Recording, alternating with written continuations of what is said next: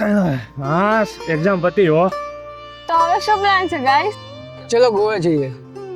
શું કીધું ગોવા? તારા પપ્પા તને અમદાવાદની બહાર નહીં જવા દેતા ને તું ગોવાની વાત કરસ? ગોવા તો તું રહેવા જ દે ભાઈ. આ બધું મૂકો, પેલા તો બાર ખાવા જઈએ.